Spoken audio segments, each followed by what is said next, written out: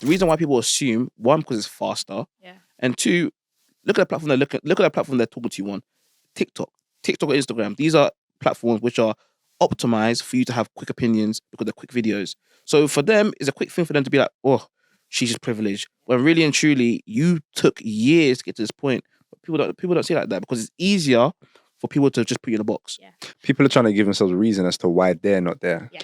Why they're not where you are. Yeah. So they're saying, oh, she can't have done this by normal means or legal means. She's probably been selling coke. Yeah. She's probably been giving this back.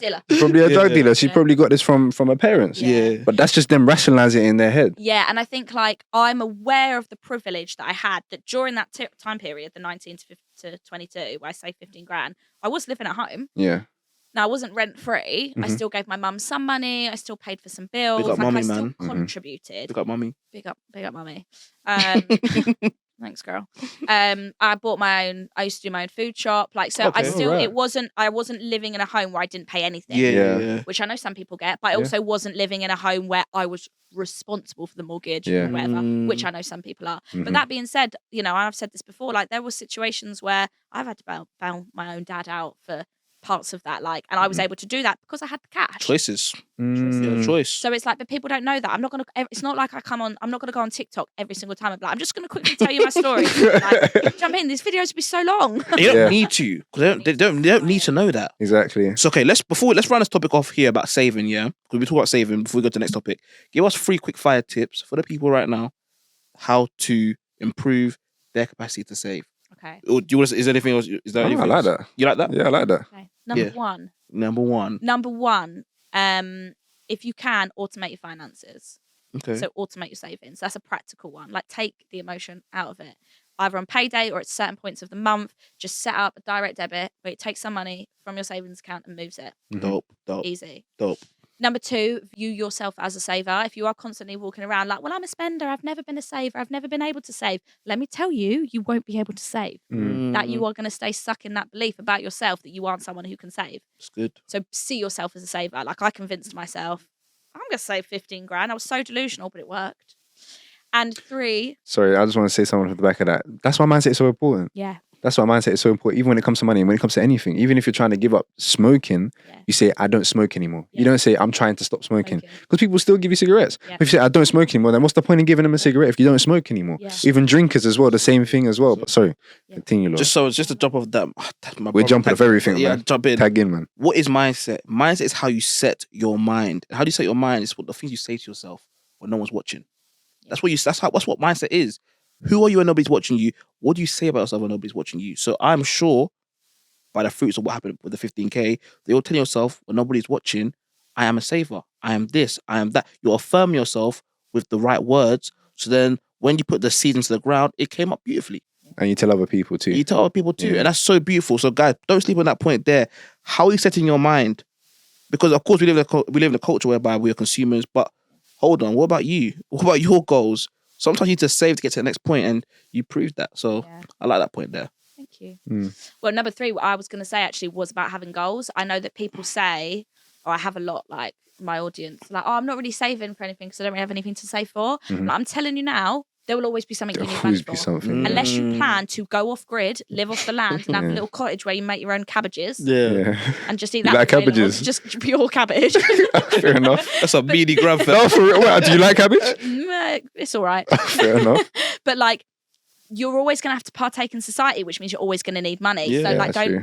Get involved, take part of the game, and set yourself a goal, whatever that looks like. Because for me, my goal, drama school, it changed right at the last minute. It didn't matter that the purpose of that money changed, man. but at least I had the money there. Yeah. That it's okay if the goal changes. So think about, and why wouldn't we think about what we want in the future and start to work towards that? Yeah. Like, that is delayed gratification is saving. Like, the two literally go so hand in hand. Beautiful. So really learning how to delay your gratification for future goals. Beautiful. I love that. I mean, I think that's a really good way to round this topic off. Anything else to say on that whole topic there, saving, bro? No, let's get to the next part. So get straight to it, man. I think we should return to the story. So you were talking about 19 to 21. Was it 19 to 1922? That's when you say the 15. What's the next part? Because we're just leading up to this quarter life crisis that I'm hearing and I want to know about.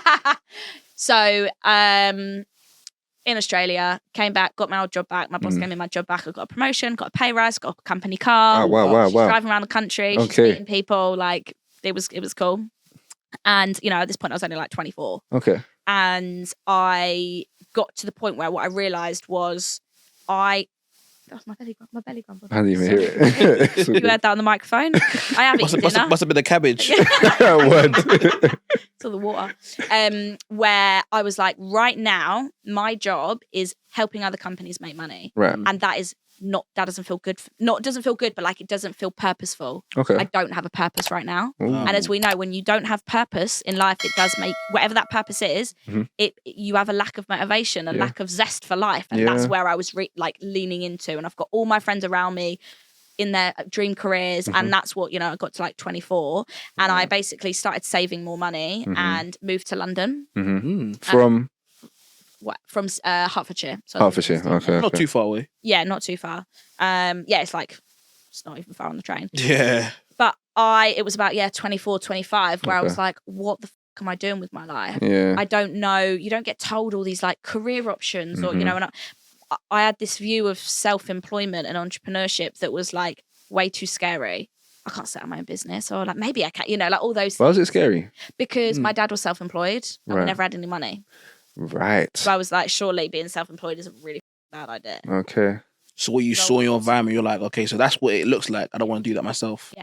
And I think it was more like deep down, I knew there was a part of me that would love to. I always thought I was going to have a conventional life, an unconventional life because of wanting to be an actress. Right. So then when I was in a 9 to 5, it was like conflicting. So I was like, I'm kind of doing something I didn't think I was going to be doing. I'm good at it. I'm making good money, but it's not bringing me joy. So it's like this really weird, like, and it comes down to choices, right? Because I'm like, I am choosing to stay in this job right now because it's given me financial security, and financial security is so important for me because I can't rely on anyone else. I can't go to my parents and go, oh, I need to pay my rent. Can you pay it for me? They'll be like, no, you can't. No, you can't do that. So yeah, I just kind of got to this place where it was just one of those moments where I was like, I know I'm destined for more, but I don't know what I want to do. And just had, it was really intense and sad. And when I moved to London, I basically was like, right, I'm going to get a therapist. I'm going to, thank you. I'm going to support that on the show. We do. We love therapy. We love same therapist now. You still do therapy now? Yeah. With the same one? The same lady. From the Quarter Life? So I did it for like 24, 25, 26. Yeah. Took a little gap and then took it up about a year and a half ago. Dope, man. So Dope. Okay. So you were in Hertfordshire and you said, okay, this Quarter Life crisis thing needs to stop. Yeah. I'm moving to London, getting a therapist. What was the other points that you got or other things that you did? So yeah, moved to London, got a therapist. Now when I moved to London, I said to my boss, like, I'm moving to London, so gonna have to quit. And he was like, please don't quit. How about you work from home? So I started working from home before it was cool, before the pandemic. Yeah. A couple of years before the pandemic. And I just got back into, because what I'd fallen out of a little bit was like, you know, reading and things. I'd, got back from Australia and I was kind of just like, and I was like, I'm not doing the things that I know that keep me grounded. Reading, journaling, all of those things. And during that process, and I'd sort of thought about it whilst I was in Australia, but I was like, right, I need to set up a blog and just start talking. I love talking. I've got so many things I want to say. Surely it's going to help someone do something. And that is when I just started. There was like 5 categories on my blog. It was like money, health, yoga, food, and travel. Written blog.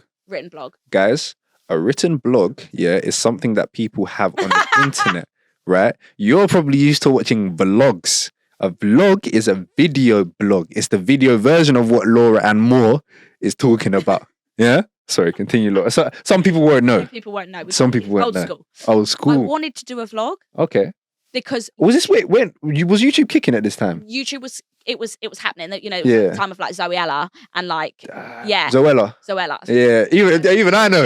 Even I know. Yeah, ain't got a clue. It's like this is an old school. Like I'm talking. People were just not starting to come up on YouTube. Yeah. There was like a whole YouTube community. People who really, I say, even built the YouTube scene were coming up at this time. But now in 2023, it's like cool thing to do.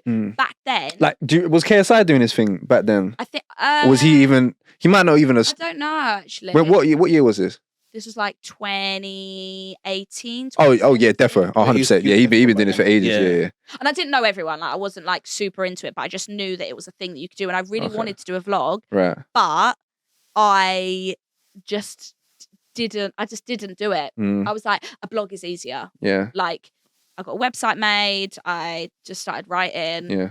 But because Instagram was around at this point, I was like, what I'll do is I'll write blogs, but then I'll talk about it on Instagram. So it was still like blogging. But I just found myself writing about money, and then I was like, oh, I think I want to carry on doing this. Like, this feels good. And at this point, obviously, you know, I've got some money saved. I'm living in London. I've got my therapist.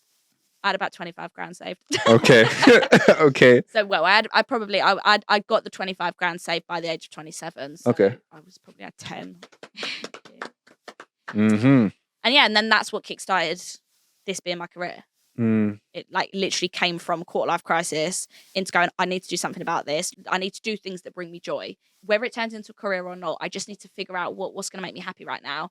Talking, writing, that kind of stuff. Just found myself talking about money, and here we are. What I always say is sometimes the breakdown will come before the breakthrough. And that's what you experience as well. What happened. That's what I experienced too, multiple times in my life. And I'm sure that a lot of people have experienced the same thing. Many other people have experienced the same thing on this very show. It's funny, like one thing that all the guests have in common, they've all been through this thing. They've all been through the breakdown and it's come to a breakthrough. But I feel like it's the perspective of which you see that breakdown, because some people let the breakdown break them down and they will never get to the breakthrough. And they'll stay in that place. And they'll stay in that place and they'll be broken down. You could still be in Hertfordshire. Yeah, I could. You could still be there. Sad and still in that quarter life crisis, which has gone on for way too long. It's gone for like 5-6 years. Do you see what I'm saying? But then in those 5-6 years, you've been able to make something of your life you didn't even see yourself doing 5 years ago, 5-6 years It was ago. a career that didn't even exist, really. It didn't even exist, Laura and more. You made a lane for yourself, man. That's good. And now people are calling on you. They're saying, yeah, can we get you to speak at here, there, everywhere? You weren't even thinking this was going to be a thing. And funny enough, what I've realized is, same thing with a lot of people, a lot of our other guests as well. Everything that you've done up until this point or up until that point of the breakdown has helped you become the person that you are today. 100%. The acting, the sales role as well. You had to speak to multiple different people on the phone. You had to persuade them to buy something. You had to work on your speaking skills, communication skills. All this stuff is helping you just like basically convey your message to your audience.